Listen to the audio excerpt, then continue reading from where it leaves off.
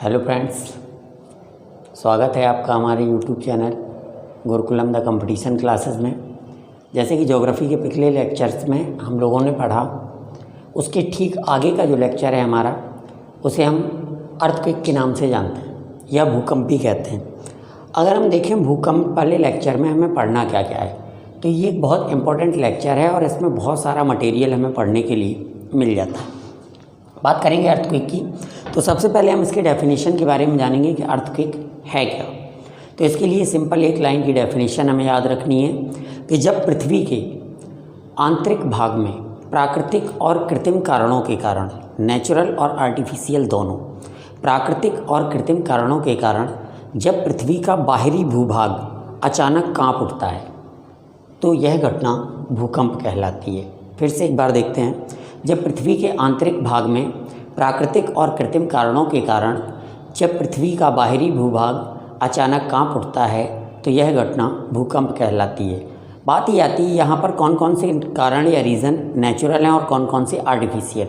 तो अगर हम प्राकृतिक कारणों की बात करें, तो प्राकृतिक कारणों में जैसे कि प्लेट टेक्टोनिक, मैंने बताया था आपको जब हम प्लेट विवर्तकी सिद्धांत पढ़ा रहे थे, तो मैंने थर्ड वाला जो स्टेप बताया था प्लेट का, उसमें मैंने आपको बताया था संरक्षी या defensive plate brim. Defensive plate brim में मैंने आपको बताया था कि जब दो प्लेटें एक दूसरे से आपस में टकरा ना करके एक दूसरे को पास करते हुए गुजरती हैं, लेकिन उनमें आपसी रगड़ के कारण कभी कभी पृथ्वी के ऊपरी भूभाग में वाइब्रेशन या कंपन हो जाता है, तो यह घटना भूकंप कहलाती है। सेम ये आंतरिक कारण बन जाता है। अगर हम बात करें कृत्रिम कारण की, तो कृत्रिम कारणों में बहुत सारे परमाणु परीक्षण होते हैं। परमाणु परीक्षण के कारण क्या होता है, पृथ्वी का भाग या ऊपरी भूभाग जब वाइब्रेट करता है या अचानक कांपने लगता है, तो यह घटना भूकंप का रूप ले लेती है कभी कभी। क्लियर। अब हम यहाँ पर आगे बढ़ कर के बात करेंगे, तो थोड़ा सा हम भूकंप के बेसिक चीज़ों के बारे में जानेंगे कि इसमें होता क्या क्या है। तो अगर हम बात करें कि ये अगर पृथ्वी की ऊपरी सतह है, ये पृथ्वी की ऊपरी सतह पर है जहाँ पर पेड़ पौधे, घर, मकान, जीव जंतु, ये सारी चीज़ें स्थित है, या पृथ्वी की बाहरी सतह है जहाँ पर हम और आप रहते हैं। लेकिन भूकंप की घटना तो पृथ्वी के आंतरिक भाग में होती है, तो वहाँ पर हम क्या करेंगे, तो वहाँ पर इस चीज़ को समझने के लिए एक चीज़ हमें देखनी होगी कि यहाँ पर हम पृथ्वी के आंतरिक भाग में चलते हैं। मान लेते हैं ये भूकंप यहाँ से उठने वाला है। अगर हम यहाँ पर ये देखें कि ये पृथ्वी का अगर बाहरी भूभाग है और ये पृथ्वी के आंतरिक क्षेत्र में वह पॉइंट है जहाँ से सबसे पहले भूकंपीय तरंगें उत्पन्न होती हैं, अर्थात वह स्थान जहाँ से सर्वप्रथम भूकंपीय तरंगें उत्पन्न हों। या हम ये भी कह सकते हैं कि पृथ्वी के आंतरिक भाग में वह स्थान जहाँ से सर्वप्रथम भूकंपीय तरंगें उत्पन्न होती हैं, यह स्थान क्या कहलाता है, भूकंप मूल या फोकस।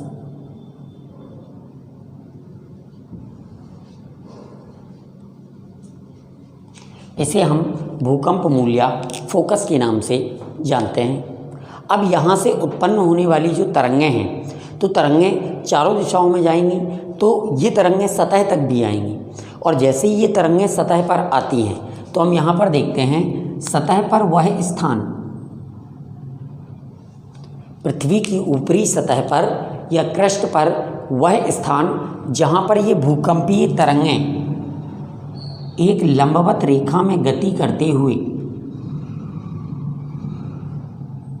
सबसे पहले पहुंचती हैं। सतह पर वह स्थान जहां पर भूकंप मूल से उत्पन्न होने वाली तरंगें एक सीधी रेखा में गति करते हुए सबसे पहले पहुंचती हैं, यह स्थान कहलाता है अभिकेंद्र या एपिसेंटर।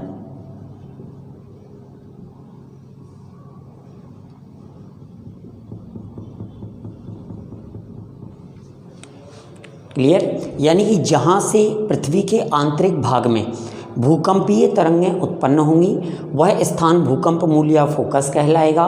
धरातल पर वह स्थान जहाँ पर भूकंपीय तरंगों का आभास हम सर्वप्रथम या सबसे पहले करते हैं, यह जगह कहलाएगी अभिकेंद्र या एपिसेंटर। ये दो चीज़ें थी, ये दोनों चीज़ें हमें विशेषता याद रखनी है। ये पूछी भी जाती हैं कि भूकंप मूल का प्रमुख प्रयोग क्या है या यहाँ से किस प्रकार की तरंगें उत्पन्न होती हैं, या तरंगों का उद्गम कहाँ से होता है, या फिर उद्गम या उत्पन्न होने वाली तरंगें पृथ्वी के जिस सतह पर या जिस स्थान पर सबसे पहले पहुँचती हैं उसे हम क्या कहते हैं। ये दोनों पॉइंट्स याद रखें। अब हम बात करेंगे भूकंप मूल से जो तरंगें उत्पन्न होती हैं वो कौन कौन सी तरंगें हैं। अगर हम बात करें तरंगों की तो भूकंप मूल से 3 प्रकार की तरंगें उत्पन्न होंगी। पहली तरंग हमारी होगी पी तरंग, दूसरी तरंग होगी एस तरंग और तीसरी तरंग होगी एल तरंग। अगर हम इनका थोड़ा सा एक्सप्लेनेशन देखें तो पी तरंग को हम बोलते हैं प्राइमरी वेव्स, इसको बोलते हैं सेकेंडरी वेव्स और इसको बोलते हैं लॉन्ग वेव्स। या हिंदी में अगर हम इनके नाम के बारे में जानें तो ये हमारी तरंग है, इसको हम कहते हैं प्राथमिक तरंग, इसको कहते हैं द्वितीयक तरंग और इसको कहते हैं दीर्घ तरंग। क्लियर। यहाँ पर हम बात करेंगे कि भूकंप के समय भूकंप मूल से ये 3 प्रकार की तरंगें उत्पन्न होती हैं, पी, एस और एल। देखते हैं इन तरंगों का नेचर क्या है। अगर हम पी तरंग की बात करें तो इसके लिए हमें देखना होगा, जैसे ही भूकंप की घटना घटित होती है तो भूकंप मूल से सबसे पहले पी तरंग उत्पन्न होती है या प्राइमरी वेव्स निकलती है।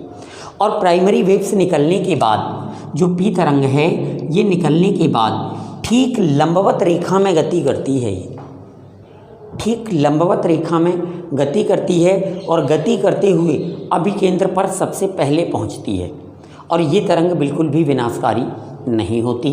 जैसे कि हम बात करें इसकी विशेषताओं में तो ये ठीक लंबवत गति करती है,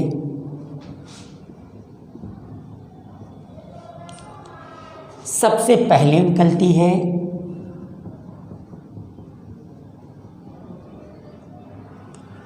और अभिकेंद्र पर सबसे पहले पहुंचती है, क्योंकि जो लंबवत दूरी होती है वो सबसे कम दूरी होती है और जब ये लंबवत गति करेगी तो सबसे कम दूरी सबसे जल्दी तय कर लेगी और ये अभिकेंद्र पर सबसे पहले पहुंच जाएगी। बात करेंगे इस तरंग के नेचर की तो ये तरंग ठोस, द्रव और गैस,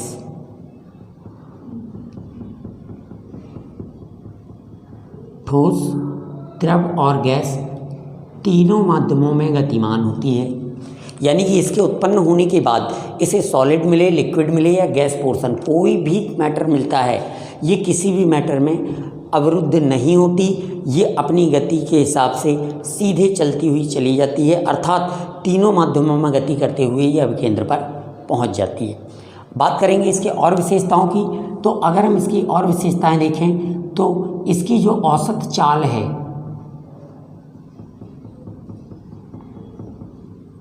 वो है 8 किलोमीटर पर सेकेंड और इसकी जो अधिकतम चाल है वो है 14 किलोमीटर पर सेकेंड। यानी कि ये जो प्राइमरी तरंग है या प्राथमिक तरंग, इसकी औसत चाल 8 किलोमीटर पर सेकंड होती है और अधिकतम चाल 14 किलोमीटर पर सेकंड होती है। 14 किलोमीटर पर सेकंड से मतलब इसकी चाल या स्पीड जो है वो पलायन वेग से भी ज़्यादा होती है, क्योंकि फिजिक्स में हम लोगों ने पढ़ा होगा कि पलायन वेग होता है 11.2 किलोमीटर पर सेकंड, उस स्पीड से भी ये ज़्यादा तेज़ चलती है। अगर हम 11.2 किलोमीटर प्रति सेकंड की स्पीड से कोई भी वस्तु को ऊपर की ओर उछाल दें तो वह वस्तु ब्रह्मांड में चली जाती है, वापस पृथ्वी पर नहीं आती। उससे भी अधिक ये चाल है और अधिक चाल होने के कारण ये तरंग बिल्कुल सीधी रेखा में गति करती है, बिल्कुल भी विनाशकारी नहीं होती। इस तरंग के द्वारा किसी भी प्रकार का कोई विनाश नहीं होता। ये हमारी प्राथमिक तरंग थी। फिर से एक बार देखते हैं। भूकंप मूल से सबसे पहले प्राथमिक तरंग उत्पन्न होती है, एक सीधी रेखा में गति करते हुए अभिकेंद्र पर सबसे पहले पहुंचती है और यह तरंग ठोस, द्रव और गैस तीनों माध्यमों में गतिमान होती है। आगे देखेंगे तो इसकी औसत चाल जो है वो 8 किलोमीटर पर सेकंड और अधिकतम चाल 14 किलोमीटर या 14 किलोमीटर पर सेकंड होती है और ये तरंग जो है बिल्कुल भी विनाशकारी नहीं होती। इन तरंगों की तुलना ध्वनि तरंग से भी की जाती है। इन तरंगों की तुलना ध्वनि तरंग से भी की जाती है और इसीलिए इन्हें अनुदैर्ध्य तरंग भी कहा जाता है।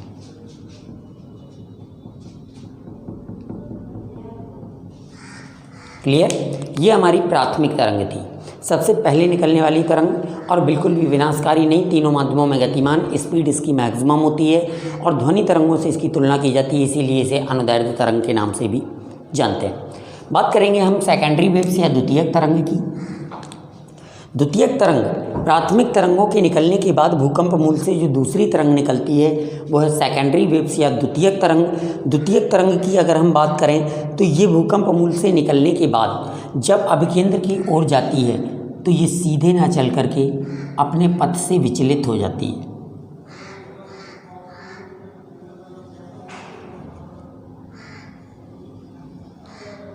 यह है सेकेंडरी वेव्स। अगर हम बात करें सेकेंडरी वेव्स की तो सेकेंडरी वेव्स जो है भूकंप मूल से प्राथमिक तरंगों के बाद निकलती है और निकलने के बाद अभिकेंद्र पर या पृथ्वी की सतह पर पहुंचती है। यहाँ पर हम बात करेंगे इसके नेचर की, तो ये तरंग जो है केवल द्रव माध्यम में गति नहीं कर पाती। जो लिक्विड पोर्शन मिलता है ये द्रव माध्यम में गति नहीं कर पाती और द्रव माध्यम में क्या होता है, जैसे ही ये द्रव माध्यम में पहुंचती है तो द्रव माध्यम में पहुंचने के बाद ये क्या करती है, मंद पड़ जाती है या समाप्त हो जाती है। जैसे कि हम बात करेंगे आगे कि जो हमारी द्वितीयक तरंग है, द्वितीयक तरंग या सेकेंडरी वेव्स, ये द्रव माध्यम में गति नहीं कर पाती। अगर हम बात करें कि ये इसकी चाल क्या होती है, तो इसकी औसत जो चाल होती है वो है 4.5 किलोमीटर पर सेकेंड और मैक्सिमम जो इसकी स्पीड या अधिकतम चाल होती है वो है 8 किलोमीटर पर सेकेंड। क्लियर? अब बात ये आती है कि जहाँ पर भी यहाँ इसे लिक्विड मिल जाएगा, जैसे सपोज दैट ये तरंग नीचे से ऊपर की ओर आई और यहाँ पर इसे लिक्विड वाला पोर्शन मिल जाता है, तो ये तरंग यहीं पर विलुप्त या समाप्त हो जाती है।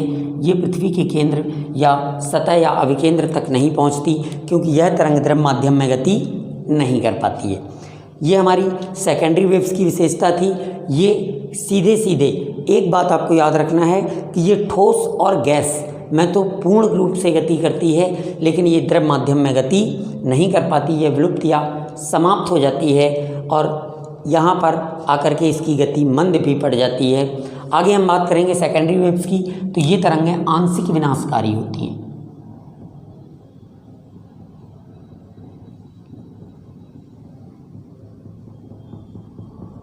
आंशिक विनाशकारी से मतलब कि अगर ये तरंगें सतह पर पहुंचती हैं तब तो विनाश की अवस्था बनती है, अगर ये सतह पर नहीं पहुंच पाती तो ये विनाश नहीं फैला पाती, अर्थात ये कभी कभी विनाश फैलाती भी हैं और कभी कभी विनाश नहीं भी फैलाती हैं। बात करेंगे आगे दीर्घ तरंग या एल तरंग या लॉन्ग वेव्स की, तो लॉन्ग वेव्स जो है इसकी विशेषताएं लगभग पी तरंग से मैच करती है, बस थोड़ा सा डिफरेंट है। बात करेंगे दीर्घ तरंगी की, तो ये सबसे बाद में उत्पन्न होती है और ठोस, द्रव और गैस तीनों माध्यमों में ये गतिमान होती है। सबसे अंत में भूकंप मूल से निकलने वाली जो तरंग है वो है एल तरंग और ये तीनों माध्यमों में गतिमान होती है, ठोस, द्रव और गैस, और सबसे अंत में निकलने वाली तरंग है। बात करेंगे इनके चाल की, तो इनकी जो मिनिमम स्पीड होती है वो है 1.5 किलोमीटर या 1.5 किलोमीटर पर सेकेंड और जो मैक्सिमम स्पीड होती है इनकी वो है 3 किलोमीटर पर सेकेंड। इनकी जो मिनिमम स्पीड है वो है 1.5 किलोमीटर पर सेकेंड और अधिकतम स्पीड जो है वो 3 किलोमीटर पर सेकेंड होती है। स्पीड कम होने के कारण ये अपने पथ से सबसे अधिक विचलित होती हैं और विचलित होने के कारण ये तरंगें सबसे अधिक विनाशकारी होती हैं, यानी कि ये तरंग विनाशकारी होती है, सबसे अधिक विनाश फैलाती है। अगर हम बात करें इन तरंगों के विनाश की, तो यहाँ पर सबसे अधिक विनाशकारी तो ये तरंगें होती हैं, लेकिन इनका एक ड्रॉबैक है, ये तरंगें अधिकतम गहराई में विलुप्त या समाप्त हो जाती हैं। जैसे ये अधिकतम गहराई से उत्पन्न होती हैं वहीं पर ये विलुप्त या समाप्त हो जाती हैं, अर्थात बात करेंगे, मान लेते हैं भूकंप का भूकंप मूल 750 किलोमीटर गहरा है।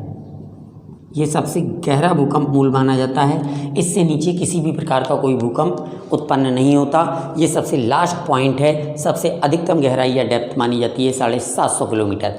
अगर भूकंप का भूकंप मूल 750 किलोमीटर गहरा है और उत्पन्न होने वाली पी तरंग तो सीधी गुजर गई, लेकिन एस तरंग उत्पन्न हुई, सपोज दैट रास्ते में से कहीं लिक्विड मिल गया, ये समाप्त हो जाएगी या विलुप्त हो जाएगी, या वहाँ पर इसकी स्पीड कम हो जाएगी और ये सतह तक नहीं पहुँच पाएगी।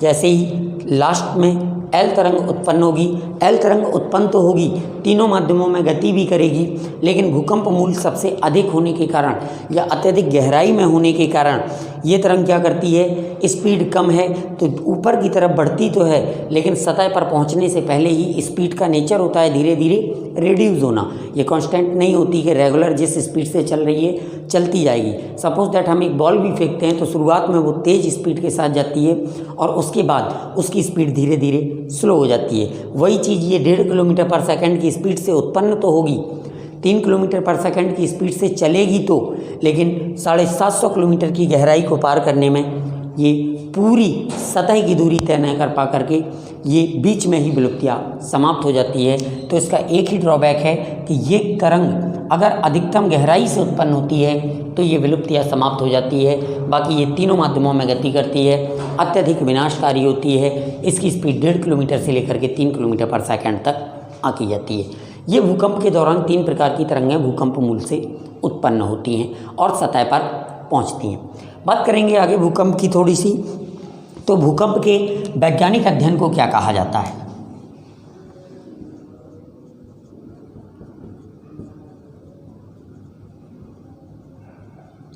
भूकंप का जो वैज्ञानिक अध्ययन है इसे हम सिस्मोलॉजी कहते हैं।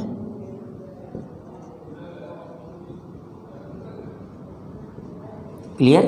भूकंप का जो वैज्ञानिक अध्ययन है उसे हम सिस्मोलॉजी के नाम से जानते हैं। अगर हम बात करें कि पूरे टॉपिक में यहाँ पर एक वर्ड यूज़ हो रहा है जिसको एक्सप्लेन अभी तक नहीं किया गया, जैसे कि भूकंपीय तीव्रता या भूकंपीय तरंगें जब बढ़ेंगी तो वो तीव्रता के नाम से जानी जाएंगी।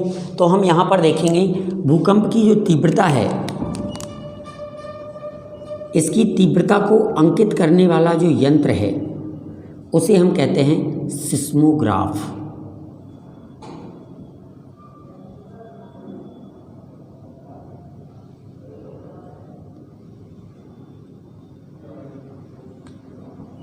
भूकंप की तीव्रता का अंकन करने वाला जो यंत्र है उसे हम सिस्मोग्राफ कहते हैं।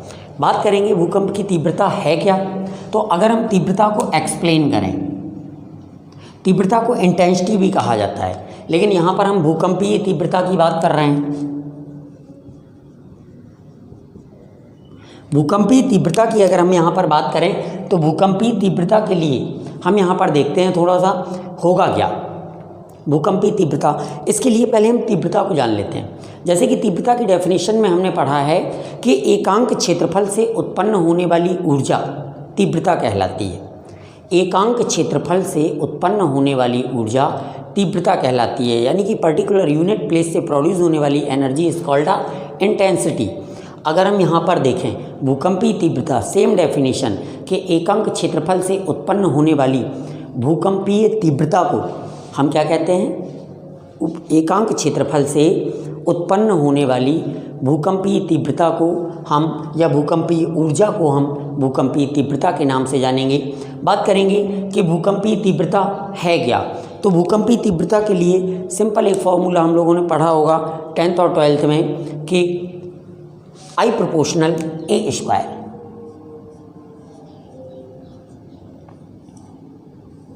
ये हम तीव्रता के लिए पढ़ते हैं और यही भूकंपीय तीव्रता का भी फॉर्मूला माना जाता है, जहाँ पर I हमारी तीव्रता है, A हमारा तरंगों का आयाम है और ये दोनों डायरेक्टली प्रोपोर्शनल होते हैं। जैसे कि यहाँ पर हम डेफिनेशन की अगर हम बात करें तो डेफिनेशन के तौर पे हमें देखने के लिए मिलेगा कि भूकंपीय तीव्रता जो है वो तरंगों के आयाम के वर्ग के अनुक्रमानुपाती होती है। भूकंपीय तीव्रता I तरंगों का आयाम A उसका वर्ग स्क्वायर के डायरेक्टली प्रोपोर्शनल या अनप्रमाणपाती होती है, ये भूकंपीय तीव्रता का फॉर्मूला है। या हम ये भी कह सकते हैं, कभी कभी ये क्वेश्चन पूछा जाता है, निम्न में से कौन भूकंप की तीव्रता को दर्शाता है, तो I प्रोपोर्शनल A²।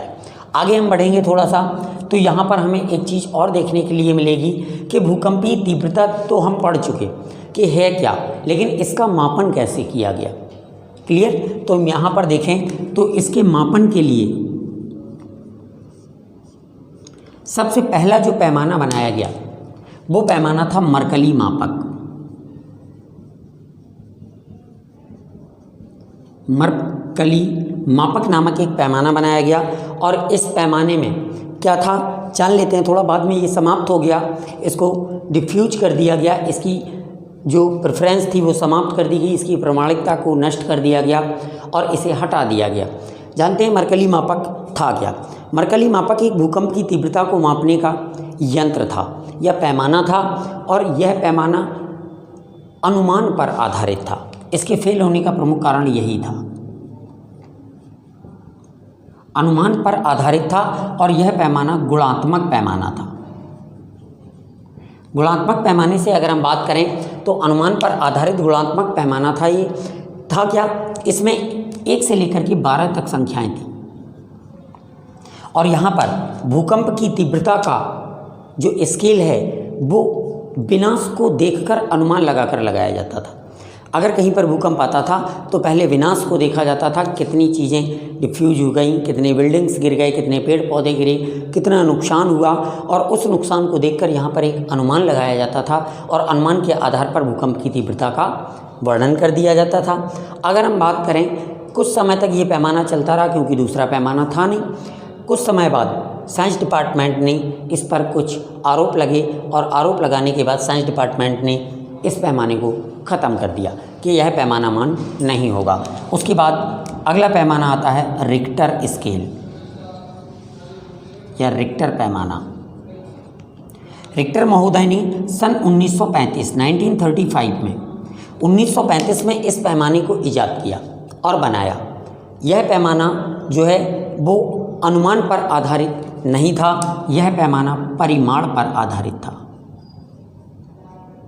परिमाण पर आधारित पैमाना था, और यहाँ पर अनुमान लगाने का कोई भी कॉन्सेप्ट नहीं था। जैसे ही भूकंप आता था स्केल पर अपने आप तीव्रता आ जाती थी, यानी कि ये ऑटोमेटिक था, किसी भी प्रकार की तीव्रता को देख करके अनुमान नहीं लगाना था। लेकिन यहाँ पर 0 से लेकर के 9 तक संख्याएं थीं, और इस पैमाने की एक विशेषता थी कि प्रत्येक पिछली जो संख्या थी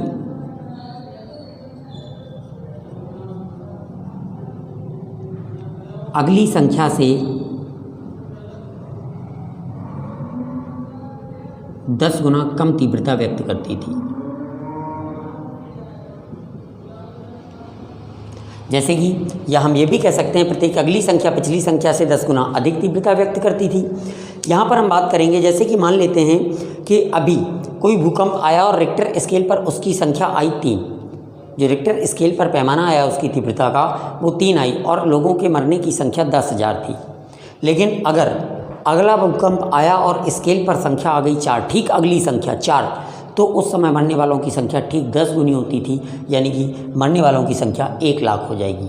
और यह पैमाना परिमाण पर आधारित था। इसकी प्रमाणिकता जो है प्रूव्ड हुई, और इसे स्केल बना करके रख दिया गया, और आज भी भूकंप की तीव्रता मापने के लिए इसी स्केल का प्रयोग किया जाता है। बात करेंगे, ये तो भूकंप की तीव्रता मापने के पैमाने हुए। हम बात करेंगे भूकंप के प्रकार की। अगर हम भूकंप के प्रकार की बात करें तो भूकंप हमें 3 प्रकार के मिलेंगे। पहला सामान्य गहराई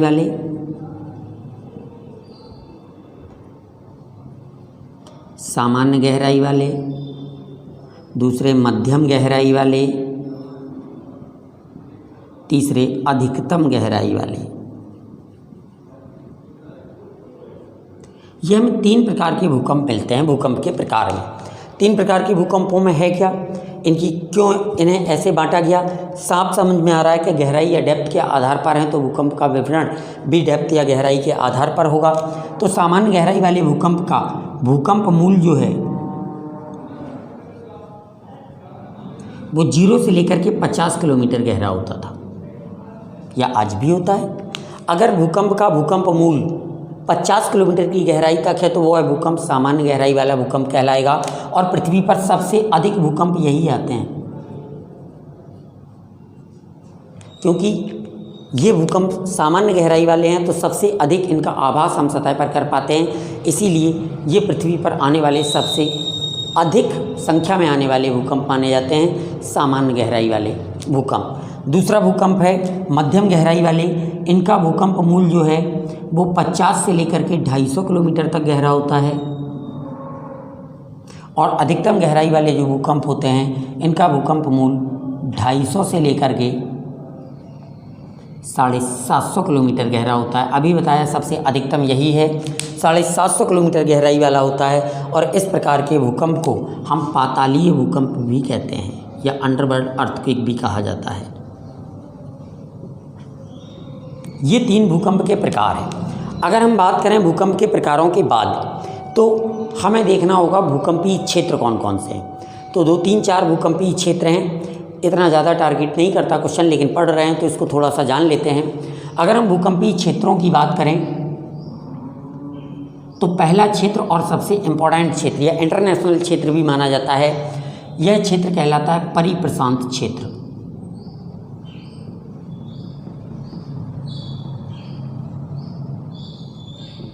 यानी कि प्रशांत महासागर के चारों ओर का एरिया परिप्रशांत क्षेत्र कहलाता है।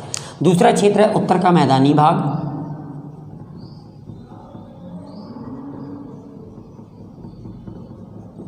ये 2 बहुत टारगेट करते हैं क्षेत्र, और कभी भी अगर पूछे भी गए हैं तो यही 2 क्षेत्र सबसे ज़्यादा पूछे जाते हैं। तो ये 2 क्षेत्र आपको याद रखना है, और चाहें तो तीसरा और याद रख सकते हैं, हिमालय का मैदानी क्षेत्र।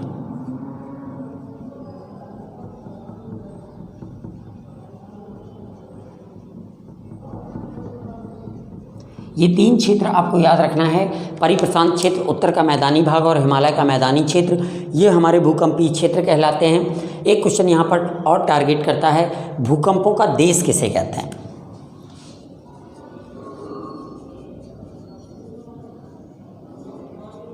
तो क्वेश्चन याद रखें, भूकंपों का देश कहलाता है जापान। ये हमारा भूकंप था, कंप्लीट टॉपिक। इस टॉपिक से बाहर आपका क्वेश्चन नहीं जाएगा। यहाँ पर जो भी आपको प्रॉब्लम्स भूकंप से रिलेटेड हैं या आपकी कोई भी पॉइंट्स क्लियर नहीं हो पा रहे हैं तो आप कमेंट बॉक्स में आकर के उन चीज़ों को पूछ सकते हैं, हम आपका जवाब देंगे। और इससे रिलेटेड कोई भी क्वेश्चन है जो आपने अदर कहीं से पढ़ा है या आपका क्लियर नहीं हो रहा है तो आप कमेंट बॉक्स में आकर के हमें कमेंट करें और हमारे सुझाव हम तक पहुंचाएं। आप अपने सुझाव हम आपके हिसाब से आपके आंसर्स आप तक पहुंचाएंगे और आपके सुझाव के आधार पर सुधार करने का प्रयास करेंगे। अगर अभी तक आपने हमारे चैनल को सब्सक्राइब नहीं किया है तो सब्सक्राइब करने के बाद बेल आइकन प्रेस करें, जिससे अपलोड होने वाला नया वीडियो का नोटिफिकेशन आप तक पहुंच जाए। Thank you.